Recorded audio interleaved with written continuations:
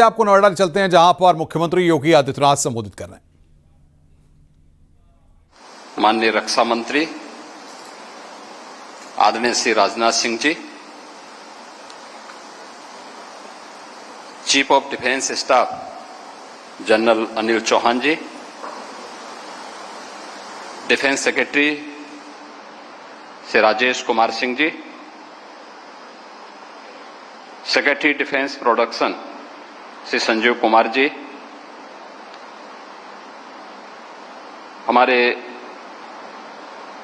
माननीय जनप्रतिनिधिगण, माननीय सांसद श्री डॉक्टर महेश शर्मा जी, सुरेंद्र नागर जी, माननीय विधायक पंकज सिंह जी, तेजपाल नागर जी, जिला पंचायत अध्यक्ष अमित चौधरी जी, राफे एम फाइबर के चेयरमैन श्री विकास मिश्रा जी, सीईओ श्री विवेक मिश्रा जी, आज के इस समारोह में उपस्थित सभी इस क्षेत्र के महानुभाव और इस प्रतिष्ठान में कार्य करने वाले सभी युवा साथियों, मैं सबसे पहले माननीय रक्षा मंत्री जी का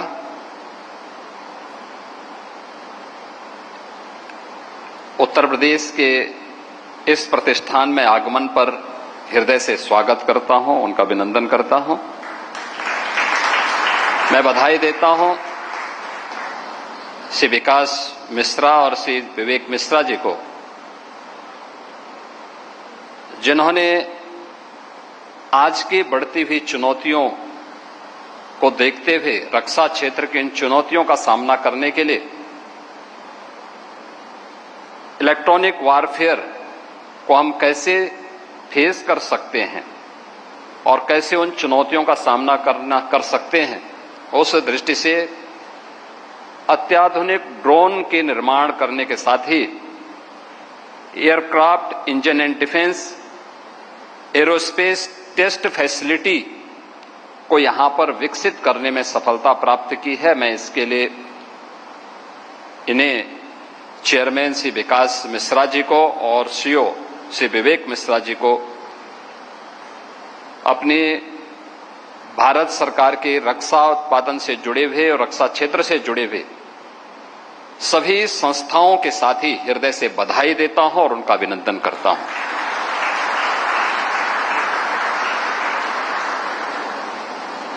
आपने देखा होगा अभी हाल ही में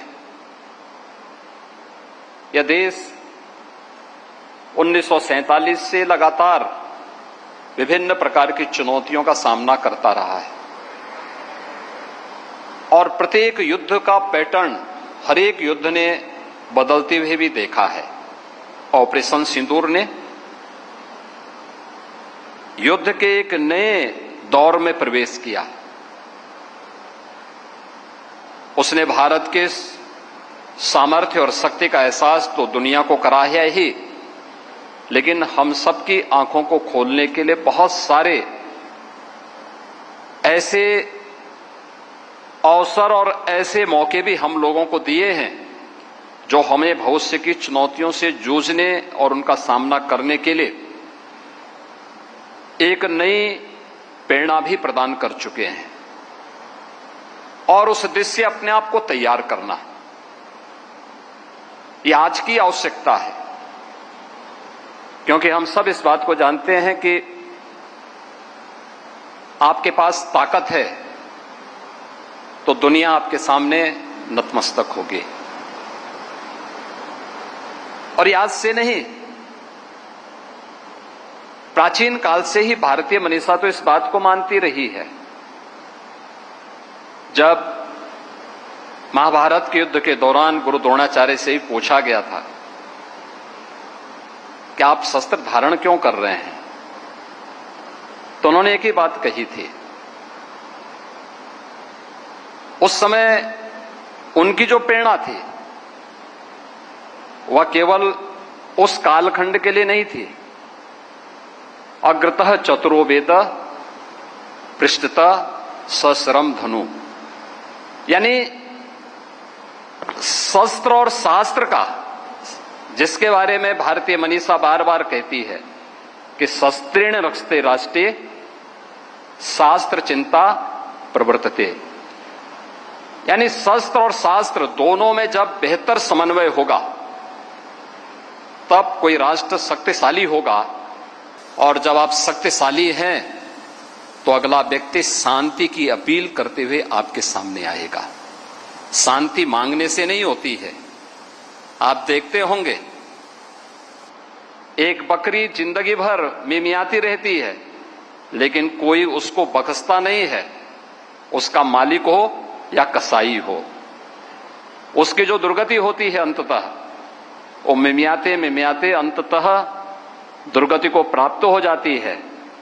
लेकिन एक शेर अपनी दहाड़ से न केवल जंगल का राजा होता है बल्कि सब पे शासन करने की सामर्थ्य भी रखता है और सबका एक हीरो भी होता है। आप किसी जू में जाइए तो जू तब तक अधूरा होता है जब तक वहां कोई टाइगर नहीं है। आप ढेर सारे वहां जानवर रख लीजिए लेकिन लोगों को अच्छा नहीं लगेगा, लेकिन एक टाइगर है तो मान के चलिए कि हर व्यक्ति वहां जरूर जाकर के देखने का प्रयास करता है। और यह उन सब के लिए भी है और इसी के लिए कहा गया कि वीर भोग्या वसुंधरा, महाराणा प्रताप ने ही कहा था।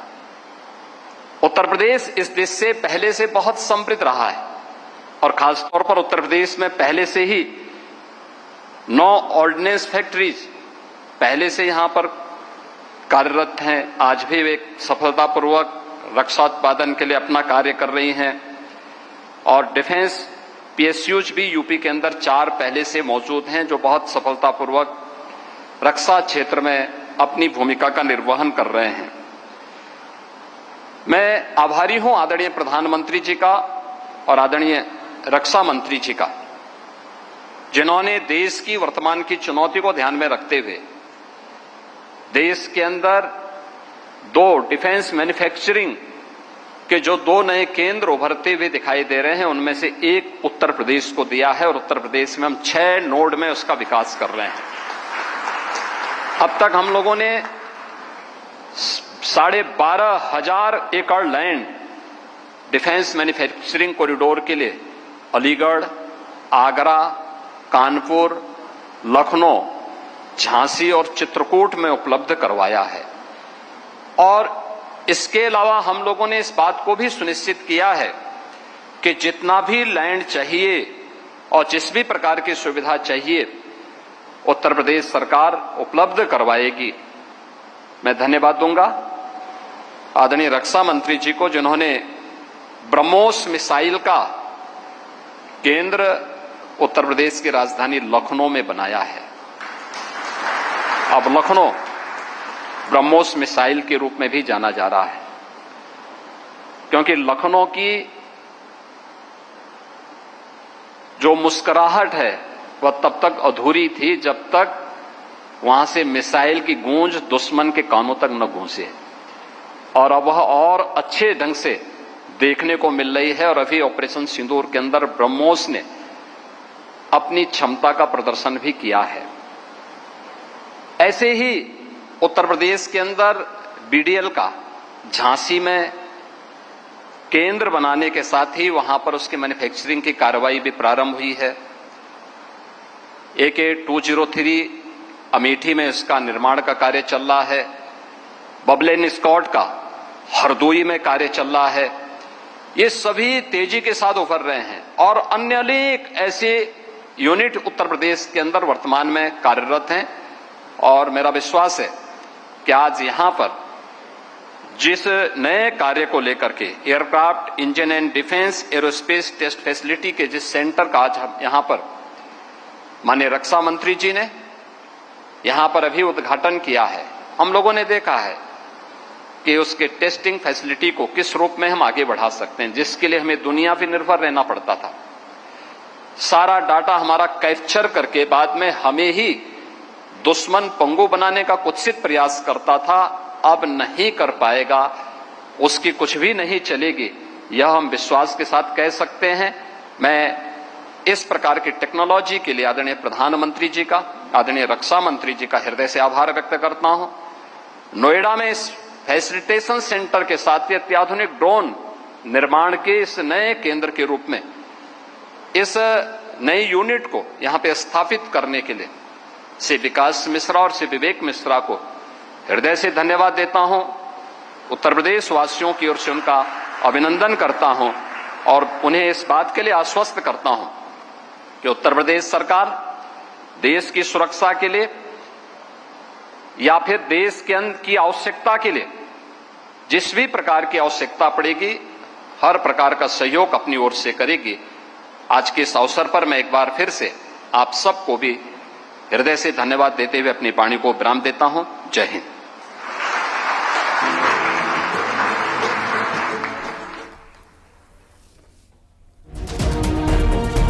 तो मुख्यमंत्री योगी आदित्यनाथ का संबोधन आप सुन रहे थे। उन्होंने कहा, शेर में खुद शासन का सामर्थ्य होता है, ताकतवर को दुनिया पूछती है। रक्षा क्षेत्र में उत्तर प्रदेश की नई उड़ान। अब यूपी में ड्रोन निर्माण को लेकर, ब्रह्मोस से लेकर ड्रोन निर्माण जिस तरीके से होने जा रहा है, तेज विकास, हाईटेक उत्तर प्रदेश की ओर लगातार अग्रसर हो रहा है। और रक्षा आत्मनिर्भरता इस विजयश्री का मार्ग प्रशस्त कर रही है।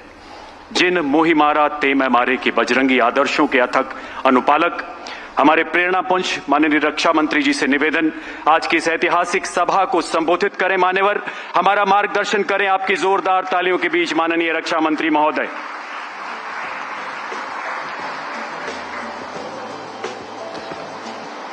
अच्छा किया जिस पर पीठ पर खड़े होकर योगी जी बोल रहे थे, आपने उसको हटा दिया। मैंने पहले भी सोचा था, संत महात्मा जिस पीठ पर खड़े होकर अपना प्रवचन करें अथवा भाषण करें, मैं समझता हूं उस पर किसी गारहस्थ जीवन जीने वाले को नहीं खड़ा होना चाहिए। आपने उत्तम काम किया।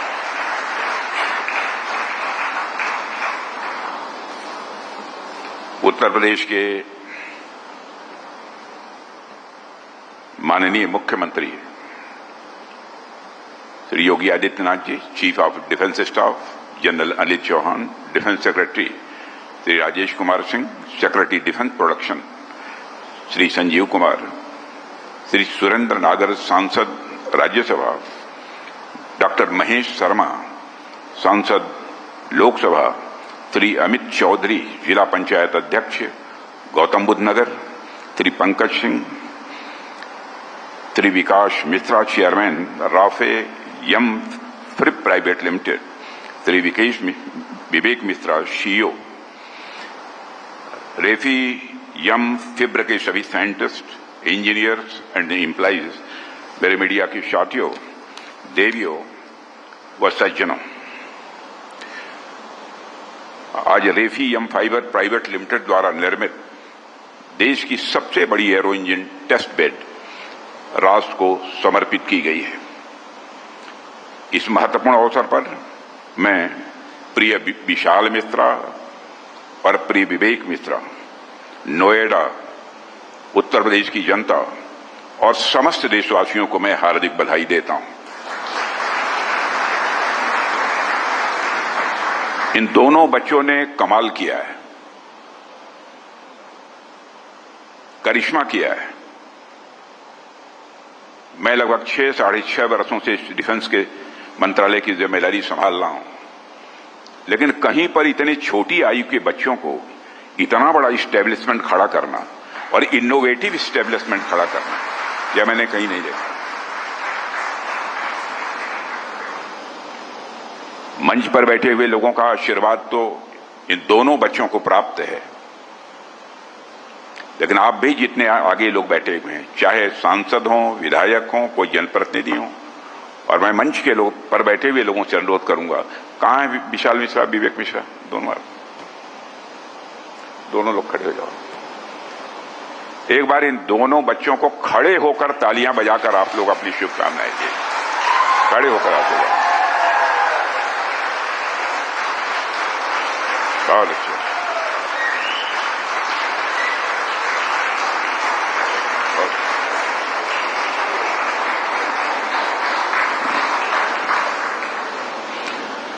साथियों, जितना मैं नोएडा को जानता हूं, मैं कह सकता हूं हमेशा नोएडा दूर की सोचता है और यही वजह है कि जब हमने आत्मनिर्भर भारत का सपना देखा है तो उसका एक मजबूत हिस्सा आज हमें यहां भी नजर आया है।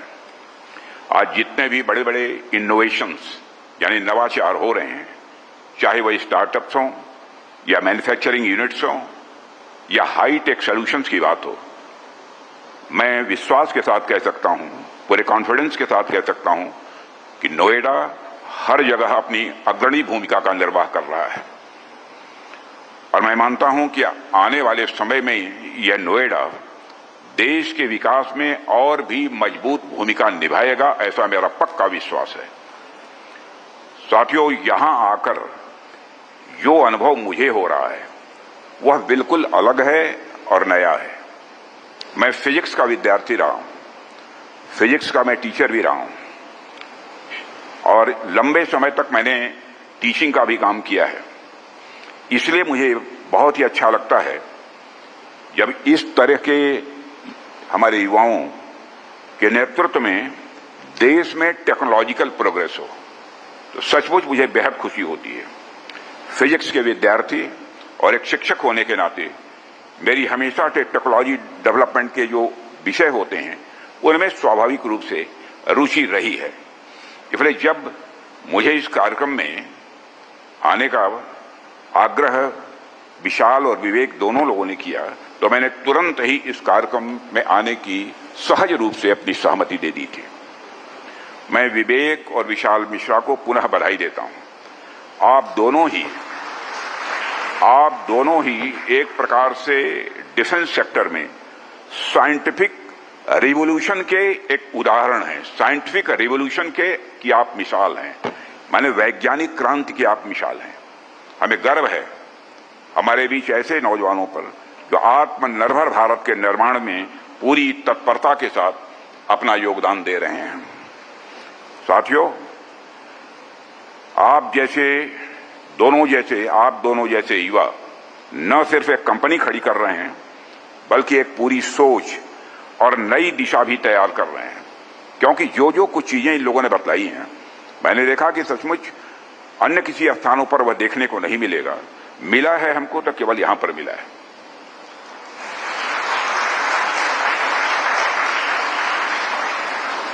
और यह बात भी जो उन्होंने कही कि जब हमारा ड्रोन जब ऊपर फ्लाई करेगा तो चाहे अमेरिका में कोई सिस्टम बना लें अथवा चाहे चीन में बना लें, हमारे भारतीय ड्रोन को वह डिटेक्ट नहीं कर सकता है, नहीं पहचान कर सकता है। यह कोई छोटी बात नहीं है। यह मैं समझता हूं कि एक विश्व की एक बहुत बड़ी उपलब्धि होगी। और मैन्युफैक्चरिंग से आगे बढ़कर आप रिसर्च, इनोवेशन और इंडिजिनस डिजाइन यानी घरेलू डिजाइन को एक नई ऊंचाई दे रहे हैं, मैं ऐसा विश्वास के साथ कह सकता हूं। और आप दोनों की उपलब्धि केवल उद्योग जगत की उपलब्धि नहीं है बल्कि मैं मानता हूं कि पूरे भारत की यह उपलब्धि है। और आप दोनों लोगों ने, विकास मिश्रा और विशाल, 2017 में यानी 2017 में महज 10 लोगों के साथ मिलकर यह काम की शुरुआत की थी। मैं तो बिल्कुल अचंभित था। 10 लोगों को साथ मिलकर उन्होंने काम की शुरुआत की थी। और आज आप 600 से भी अधिक साइंटिस्ट और इंजीनियर्स के साथ मिलकर देश की सबसे इनोवेटिव एयरक्राफ्ट मैन्युफैक्चरर कंपनीज में से एक हैं। यह कोई सामान्य बात नहीं है। रेफी एम फाइबर ने आज एक लंबा सफर तय कर लिया है और मैं देख रहा था कि आपके एफर्ट से उत्तर प्रदेश में 5000 से ज्यादा जॉब जनरेट होंगे। 5000 से ज्यादा, 5000 से ज्यादा।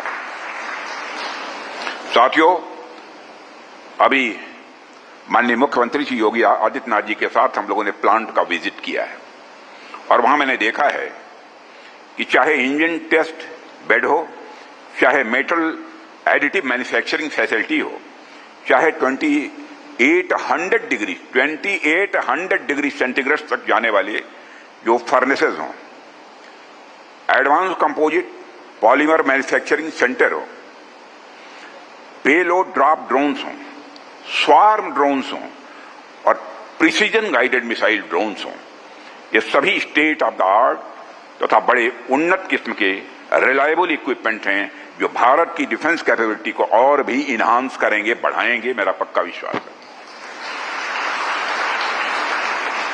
ये सारी चीजें देखकर मुझे इस संस्थान का जो ध्येय वाक्य है, प्रत्यक्षम किम प्रमाणम, इस संस्थान में इस ध्येय वाक्य को अपने काम इस संस्थान ने इस ध्येय वाक्य को अपने काम से साबित कर दिया है। इस संस्थान की पूरी टीम को, जितने भी आप सब टीम के लोग यहां पर बैठे हुए हैं, मैं जानता हूं कि संस्थान में निश्चित रूप से टीम स्पिरिट के साथ काम होता होगा। इतना बड़ा काम रुतबा जमाकर, दहशत पैदा करके नहीं किया जा सकता, बल्कि साथ लेकर पूरी जितनी भी टीम है उसको परिवार की तरह साथ लेकर जो चलेगा वही यह काम कर सकता है। और साथियों, जब हम उत्तर प्रदेश की धरती पर हैं तो मैं आप सबका ध्यान एक महत्वपूर्ण मुद्दे की ओर यहां दिलाना चाहूंगा। एक समय था जब इस प्रदेश में ईज ऑफ डूइंग बिजनेस, माने कि कोई काम धाम करने के लिए जो सहजता सरलता चाहिए, ईज ऑफ डूइंग बिजनेस के नाम पर अव्यवस्था फैली हुई थी। इंडस्ट्री में मैन्युफैक्चरिंग करना तो बहुत दूर की बात, इंडस्ट्री लगाने के बारे में सोचना भी यहां लोगों के लिए बड़ी बात हुआ करती थी। यहां पर कानून और व्यवस्था के हालात इस प्रकार के थे, अन्य भी जो सुविधाएं किसी भी इंडस्ट्री को स्टैब्लिश करने वाले व्यक्ति को मिलनी चाहिए, इन्वेस्टर को मिलनी चाहिए, वो नहीं मिलती थी। उसे गुंडे बदमाशों से भी जो एक सुरक्षा मिलनी चाहिए वो नहीं मिल पाती थी। अपराध, गुंडागर्दी, वसूली, रंगदारी और न जाने कितनी चुनौतियां, मैं जानता हूं इस चीज को, इंडस्ट्रिस्ट के सामने मौजूद थे।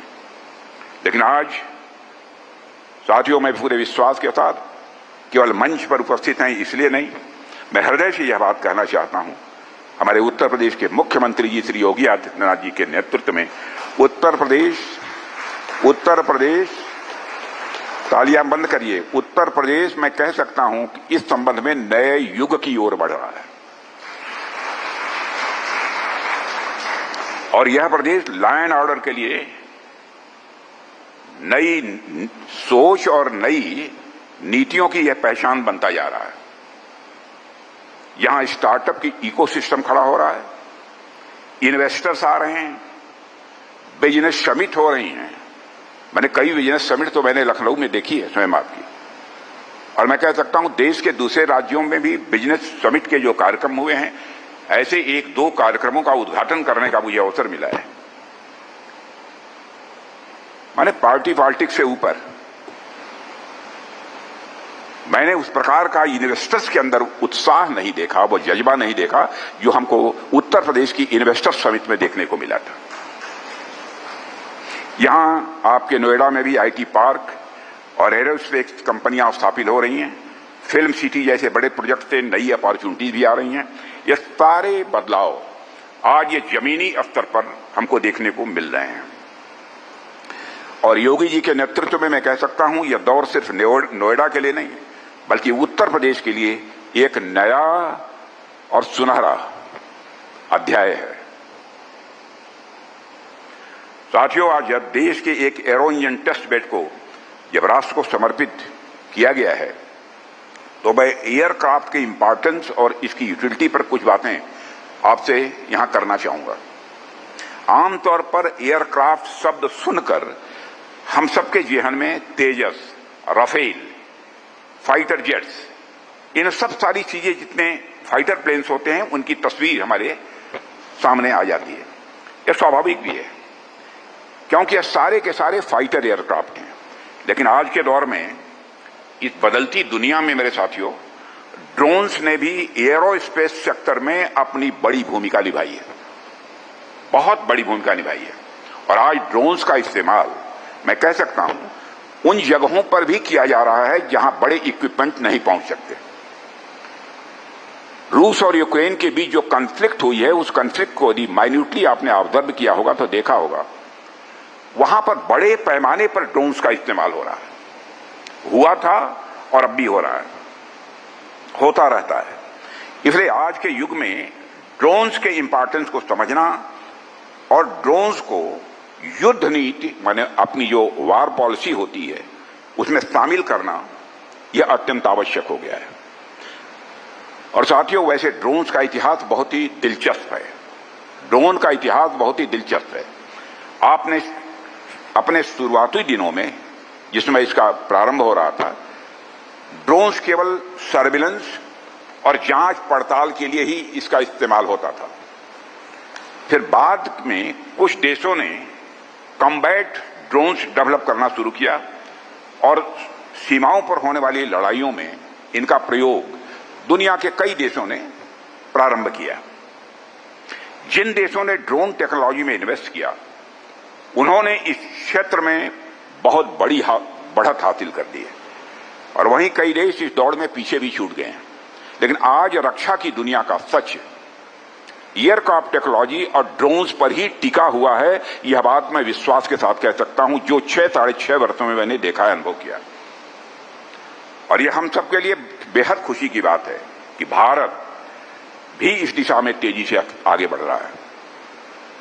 और पहले हमें ड्रोन्स बाहर से इंपोर्ट करने पड़ते थे, लेकिन आज हम इसे खुद डिजाइन, डेवलप और मैन्युफैक्चर कर रहे हैं।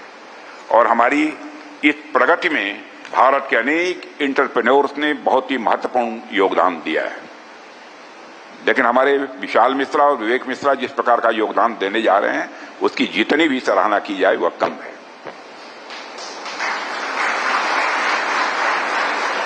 साथियों, अगर आर्थिक व्यवस्था की बात करें तो आदिकाल से लेकर बहुत लंबे समय तक, यानी लगभग 300 वर्ष पहले तक जमीन का एक प्रमुख स्थान हुआ करता था। जमीन खेती के लिए हो, पशुओं को चारागाह के लिए हो या साम्राज्य विस्तार के लिए हो, हर युद्ध और विवाद का मेन कारण जमीन ही हुआ करती थी। पूरी अर्थव्यवस्था भूमि यानी लैंड के इर्द गिर्द घूमती रहती थी। लेकिन 18वीं सेंचुरी के आते आते परिस्थितियां बदली। इंडस्ट्रियल रिवॉल्यूशन, औद्योगिक क्रांति ने आर्थिक व्यवस्था को लैंड से इंडस्ट्री की ओर शिफ्ट कर दिया। कोयला, इस्पात, मशीन और फैक्ट्रियां, यह सब सारे विकास के नए पैमाने बन गए। पर पिछले 40-50 वर्षों में एक और बड़ा बदलाव हुआ है जिसे आपने भी महसूस किया होगा कि आर्थिक व्यवस्था का केंद्र अब इंडस्ट्रीज से निकलकर आर्थिक व्यवस्था का केंद्र अब इंडस्ट्रीज से निकलकर टेक्नोलॉजी की ओर आ गया है। आईटी रिवॉल्यूशन ने यह परिवर्तन शुरू किया है और उसके बाद mobile telephone, satellite technology, semiconductor और जब अब आर्टिफिशियल इंटेलिजेंस आ गया है। इन सबने हमारी अर्थव्यवस्था और हमारे समाज को गहराई से प्रभावित किया है। इस हकीकत को भी कोई नकार नहीं सकता। टेक्नोलॉजी ने तो वैसे मानव जीवन को बहुत सुविधाएं और संपन्नता दी हैं, लेकिन इसके साथ साथ जहां संपन्नता दी है, सुविधाएं दी हैं, वहीं चुनौतियां भी दी हैं। और आज हम टेक्नोलॉजी की दुनिया में देखें तो हमें साफ दिखाई देता है कि यह दो हिस्सों में बट रही है, टेक्नोलॉजी हैव्स और technology have nots. Technology haves वे दोस्त हैं जिन्होंने टेक्नोलॉजी के क्षेत्र में अपनी बढ़त बना ली है। वहीं टेक्नोलॉजी हैव नॉट्स में वे दोस्त हैं, वे देश हैं जो कि इस दौड़ में पीछे छूट गए हैं। और इन दोनों के बीच विकास की खाई इतनी गहरी होती जा रही है जितनी पहले कभी नहीं देखी गई थी। कई देश और उनकी कंपनियां दिन रात प्रोग्रेस कर रही हैं, जबकि कुछ देश अभी भी सीढ़ी की निचले पायदान पर ही खड़े हैं।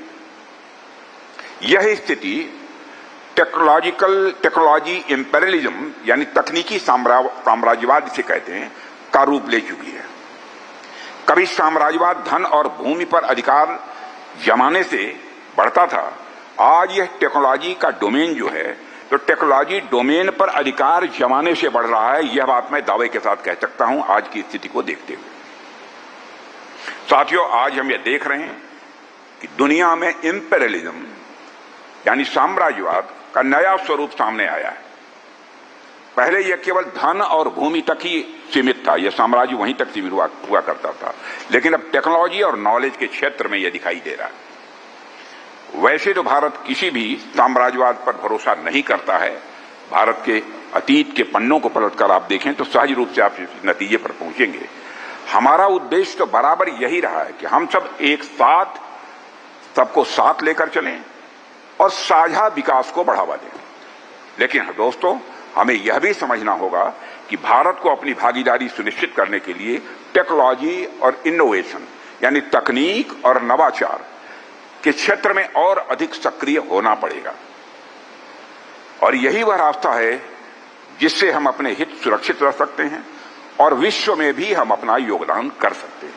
और यही कारण है कि हम लगातार इस क्षेत्र पर फोकस कर रहे हैं और आज स्टार्टअप्स हमारी आशाओं को साकार कर रहे हैं।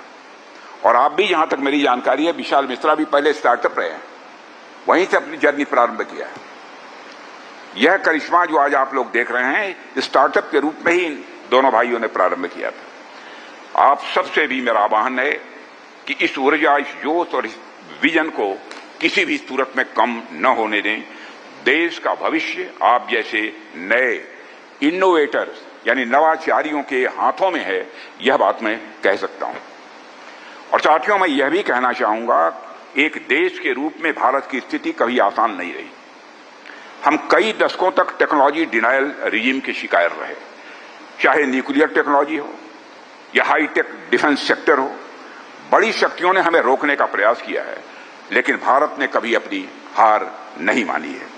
और आप सबको याद होगा कि 1998 में जब श्रद्धेय अटल बिहारी वाजपेयी ने न्यूक्लियर टेस्ट किया था पोखरण में, तो उस समय सारी दुनिया के कितने प्रतिबंध हमको झेलने पड़े थे।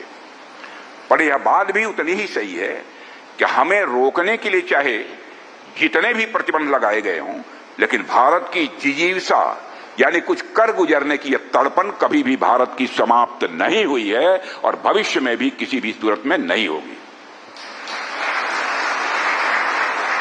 और यही कारण है कि आज भारत विभिन्न क्षेत्रों में, जैसे मेडिकल, एग्रीकल्चर और आईटी और विशेष रूप से डिफेंस सेक्टर में एक उभरती हुई टेक्नोलॉजिकल पावर के रूप में सारी दुनिया में अपनी पहचान बना रहा है। और साथियों, एक रक्षा मंत्री होने के नाते मैं कह सकता हूं कि बदलती दुनिया में आत्मनिर्भरता के अलावा कोई दूसरा विकल्प हमारे पास नहीं है। हमें अपने पैरों पर खड़ा होना होगा। हर क्षेत्र में आत्मनिर्भरता होना यह आज की आवश्यकता भी है, यह हमको ध्यान देना पड़ेगा और साथ ही भारत के स्वाभिमान की रक्षा के लिए भी आवश्यक है। और आज मुझे गर्व है कि आत्मनिर्भरता की जो हम तस्वीर यहां देख रहे हैं, उस तस्वीर को गढ़ने में रेफी यम फाइबर जैसी कंपनियां अपना बड़ा योगदान दे रही हैं। आज जब रेफियम फाइबर जैसी कंपनियां indigenous arrow engine, advanced alloys और कार्बन फाइबर कंपोजिट्स बना रही हैं, तो यह दिखाता है कि आत्मनिर्भरता का जो हमारा नारा है वह जमीनी स्तर पर अपने परिणाम दिखा रहा है। इस आत्मनिर्भरता की सबसे बड़ी ताकत यदि कोई है तो हमारे देश के नौजवान हैं, जिनमें जिज्ञासा भी है, जिनमें जज्बा भी है और कुछ कर दिखाने की जिनके मन के अंदर तड़पन भी है।